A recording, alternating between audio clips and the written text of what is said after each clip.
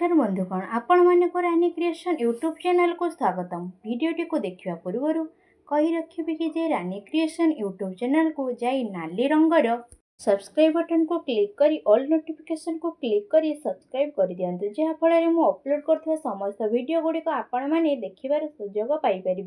Friends, पान खाइबा द्वारा आम शरीर में बहुत प्रकार लाभ होता है कारण पान पत्र रे आम शरीर पर बहुत प्रकार उपकारी गुण भरी रही है। पान पत्र रे विटामिन सी, कैल्शियम, थायोमिन, न्यालिन, राइबोफ्लाविन, कैरोटीन इत्यादि विटामिन एवं न्यूट्रिएंट्स भरी रही है जहाँ आम शरीर पर बहुत दरकारी होता है।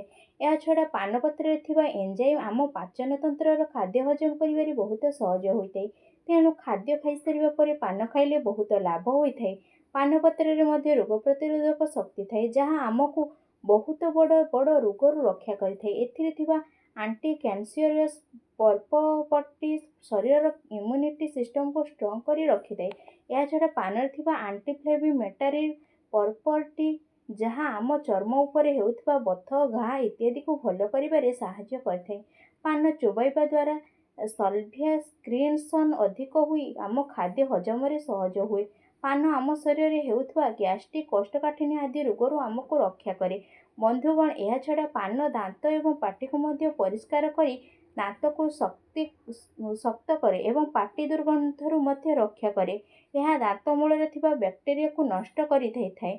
यह छड़ा पान रे दिया जाउथबा चून मध्य शरीर पर बहुत उपकार होइथाए। यह चून आम शरीर कैल्शियम अभाव को दूर करिथाए और शरीर में अन्य रोगरू मध्य रक्षा करथाए। गाढ़ सबुज रंग देशी पान पत्र रे पान खाइबा सबुठारु भल होइथाए। यह विभिन्न प्रकार रोगरू मध्य आमको रक्षा करथाए। बंधुगण, जदि आपण मानक ये वीडियोटी पसंद आए तेबे लाइक, शेयर, कमेंट करने को केबे भी भूलिबे नहीं। रहुछि, धन्यवाद।